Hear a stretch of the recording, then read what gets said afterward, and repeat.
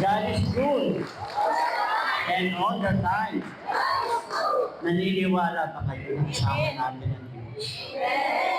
Kung naniniwala tayo, buksan natin ang mabuting balita ng Panginoon.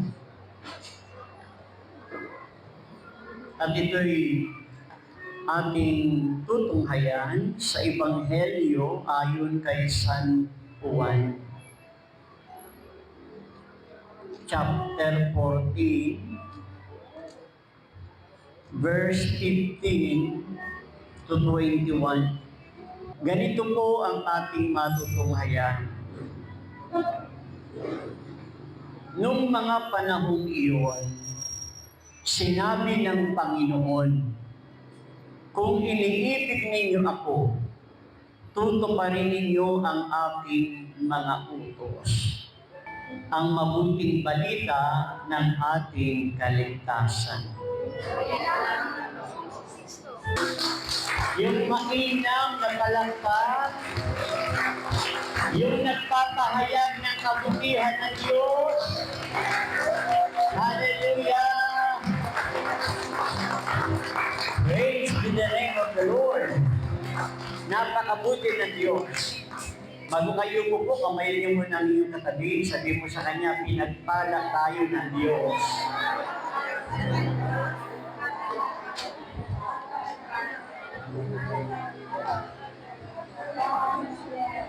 Ayan. Makakaupo na tayo sa presensya ng Diyos.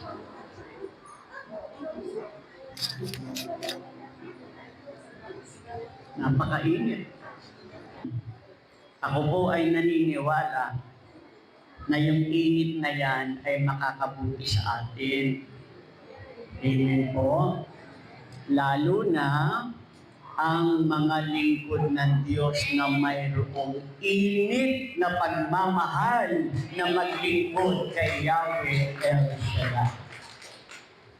Ang atin pong mensahe ngayon, pinamagatan po natin itong love, obedience, and the promise of the Holy Spirit.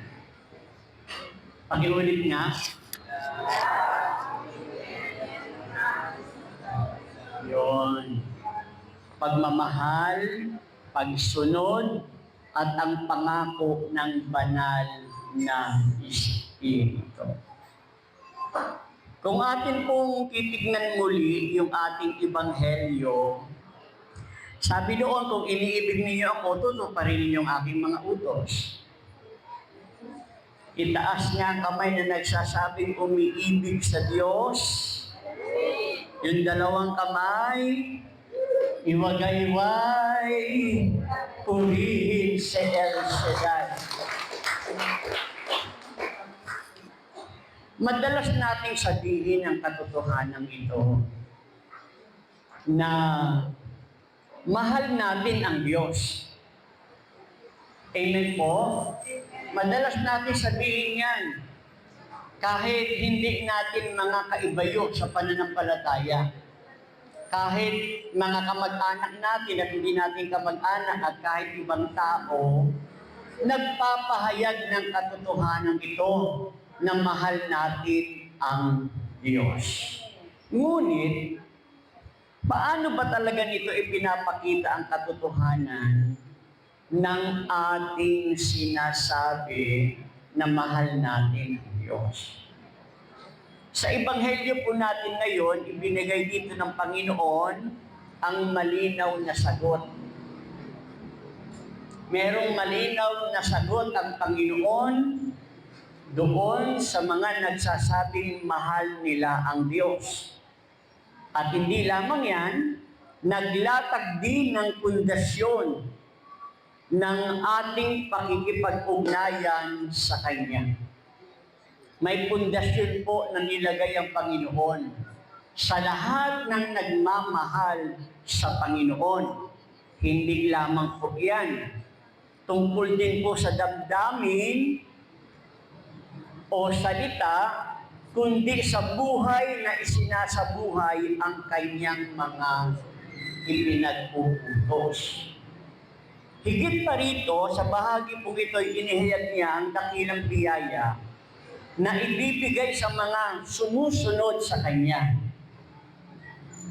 Sa lahat ng mga naglilingkod sa Panginoong Hesus at susunod sa Kanya, may pangako siyang ibibigay. Ano yung ibibigay na ito? Ang Espiritu ng katotohanan na mananahan sa atin upang huwag tayong maging isa sa buhay. May pangako ang Diyos sa mga naglilingkod, sa mga kumikilala, sa mga sumusunod, na ibibigay niya ang Espiritu ng katotohanan upang sa ating buhay, pananampalataya, hindi tayo maglalakbay na nag-iisa. Narito po ang mga pangunahing punto at aral mula po sa Ebanghelyo ni San Juan. Una, ang pinupunto dito, ang pagmamahal at pagsunod. Pakiulit nga po. Pagmamahal at pagsunod. Sinabi ng Panginoon na kung mahal natin siya, tutuparin natin ang kanyang mga utos.